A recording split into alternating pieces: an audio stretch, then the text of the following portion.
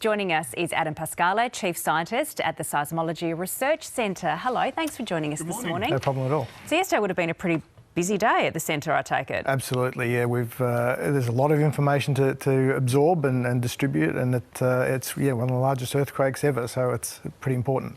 Can you just remind us how a tsunami is caused? Because after the initial earthquake, that was where all the attention was going. We saw alarms going off in the New Zealand Parliament. I mean, there are alarms in South America, warnings for mobile phones on the other side of the Pacific too. How do you initially forecast what a tsunami could look like? So if a large earthquake, say magnitude 7 and above, occurs offshore, so under the ocean, and is shallow enough to displace the ocean floor and shift that water, that's when we expect a tsunami. So, and then the monitoring starts as far as determining, is it actually happening, what it's going to be like.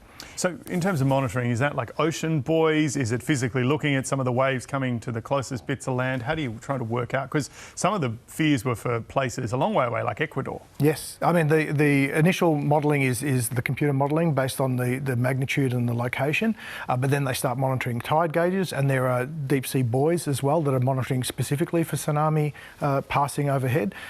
So once that data starts coming through, you can get a better picture of what it's going to be like.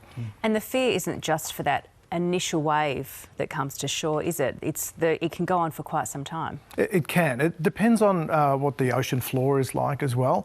The run up to the coasts has a big effect on the eventual wave height. How it's interacted with other land masses on the way can either amplify or attenuate those waves sometimes. So yeah, it's all about monitoring and adjusting the science as we go.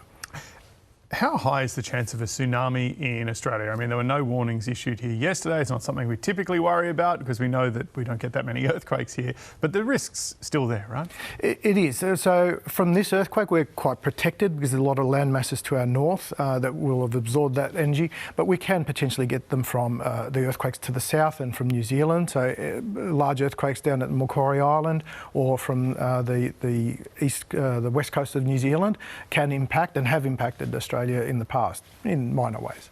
I'm really curious as to what happens in terms of the office where you work. So there's this earthquake.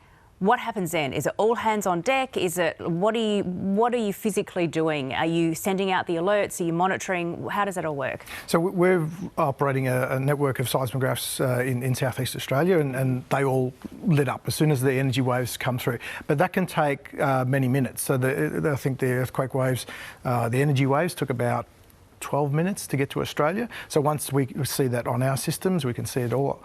In fact, the global monitoring systems are sending out those alerts a lot sooner. So we knew it was coming, and we can start watching our network and see it come through.